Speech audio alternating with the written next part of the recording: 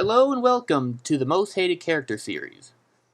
In this series of videos, I'll be looking at a certain video game and talking about the characters who, over the years, have received a large amount of hate. I'll also be giving my own opinions on them as well. And to kick things off, I'll be starting with Twisted Metal 3. Now, I know a lot of people probably will want me to do all the characters. However, I'm only going to be focusing on the ones made by 989 Studios. Mainly because they are the only characters who receive the most criticism. That's what I base this on. Now let's see. When 989 Studios released Twisted Metal 3 back in October of '98, we were introduced to 5 new characters, and by far their new additions sucked. Big time. The first character I'm going to talk about is Augur. Of all the characters in 3, he's the only one that actually came off halfway decent. For starters, he's a construction vehicle that I believe at one time was a crane but reconfigured for auto combat, and they stuck a big drill on there. And it's driven by a construction worker. Named Buster Cobb. Now, so far it's not bad until you get to the storyline. According to the storyline, Buster Cobb entered the contest so he could get back at all the people who destroyed his buildings. Okay, that makes sense. But then, when you get to the ending... Your wish is for people to see your inner child. Your wish is granted. What? How do we go from revenge to getting in contact with your inner child? What the fuck kind of ending is that? It doesn't make any sense. It has nothing to do with the original storyline. What in the hell? What happened? Did they forget about the original storyline and decide to make something just random off the top of their head? It doesn't make sense. And you don't do that in this game. You don't just start a storyline and then create an ending which has nothing to do with the original storyline. That's ass. It makes me think that you're a 2-year-old and you lost your train of thought. So anyway, as for his wish, he gets in touch with his inner child by having Calypso turn him into a baby. Which is just stupid, of course. Funny thing is, years later in Head On, they would do a similar ending with Mr. Slam, another construction-type vehicle.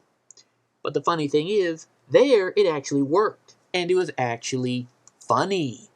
On top of that, I think they did it to mock 989, saying, "You had a good idea, but we did it better." Next up, we have Firestarter. Now this is a car I kind of take a personal issue with, because, well, it took away Thumper's special weapon, the flamethrower. I guess 989 thought the idea of a lowrider with a flamethrower was just too random, it didn't make sense, so instead they create Firestarter, a tricked out hot rod with a flame paint job. Now for the most part, the car makes sense. Unfortunately, the same cannot be said for the driver. The driver is Damien Coles, and as far as I can gather, he's supposed to be some kind of pyromaniac who's, well, obsessed with burning things. And I guess that'd be okay, a pyromaniac fits Twisted Metal. Unfortunately, this guy is such a fucking goofball, he's not even the least bit likable. And then of course he has his storyline. I mean, just listen to this. "Ready, aim, fire! This is gonna be one big-ass barbecue, with no one left to kiss the cook. I'll torch Calypso's blimp and send it flaming into the ground like the 4th of July firecracker." Is that supposed to be funny? That's just stupid! And also, what is up with this profile pic? It makes him look incredibly gay. Ah, jeez. Well, enough about Firestarter. Let's move on to another character. Namely, Club Kid. For the most part, Club Kid at least made sense. He was from Britain, so he drives a Mini Cooper. He likes to go to clubs and raves, which is where he gets his name, Club Kid. And, being that he's a party guy, he just wants to dance the night away. Which makes sense for his storyline. Unfortunately, it doesn't save the ending, which is complete and utter shit. The big problem with Club Kid is that he suffers the same problem as Firestarter. He's a fucking nutjob who isn't really all that funny. And secondly, his character is a raver, one of those guys who listens to the heavy techno music. Unfortunately, I don't think they went far enough in the depiction of a raver. I mean, for crying out loud, Where are the glow sticks? I mean, people at raves usually carry a few of those around. But what really gets me are all these goddamn smiley faces. I mean, I know ravers usually dress kind of wacky, but my god! He has it on the roof of his car, both doors, all four wheels, and he even carries one around on a little stick. I mean, what are you? A mascot for Joe Boxer? Actually, the more I think about it, Joe Boxer is probably where they got the fucking idea. The next character is Granny Dread. Now, I'll be honest, I'm not going to spend a whole lot of time on her because there's really not that much to say. For those of you who don't know, Granny Dread was the new driver of Hammerhead. I guess the people at 989 thought it'd be funny to have a little old grandma drive a monster truck. Now, I'm willing to admit to some extent it is funny. However, it doesn't make sense. The character and the car do not fit, okay? So this now brings us to the last character for Twisted Metal 3, Flower Power. Now, believe it or not, it turns out Flower Power has got to be far the most hated character in Twisted Metal 3. And to be honest, I'm not surprised.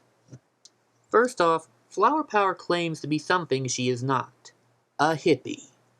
Saying that Flower Power is a hippie is saying that the vampires from Twilight are actual vampires. Why do I say that? Well, for starters, Flower Power doesn't act like a hippie. She acts more like a stuck-up bitch from PETA. I mean, just listen to her bio and tell me if that sounds like something a hippie would say. The world is being ruined by these macho freaks driving around, shooting and destroying things. Tiny forest creatures are in danger. Boycotts and picketing are useless. Fighting isn't cool, but it's up to me to save our beautiful planet. Secondly, look at the way she's dressed. That's not exactly what I would say a hippie would wear. It makes her look like a hooker.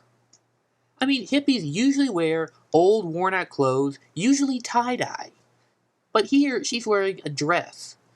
In fact, I hear there's a code you can put in where she wears something a little bit more revealing.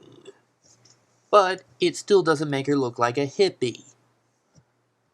So then you're probably thinking, well, what about her car? Well, guess what? Her car fails at being a hippie also. Sure, it's decked out in what I can assume would be a hippie paint job. Unfortunately, it's based off a Volvo. I'm sorry, I thought hippies drove Volkswagens. Yeah, that's right, hippies usually drive Volkswagen-type vehicles. Usually a Bug, a bus, and sometimes the occasional VW thing. But I have never known a hippie to drive a Volvo, okay? You know, the more I think about it, I get the feeling that Flower Power was not supposed to be a hippie, but something else. But instead, they got to a certain point in the creative stages where they said, fuck this shit, you know what? Let's just make her a hippie.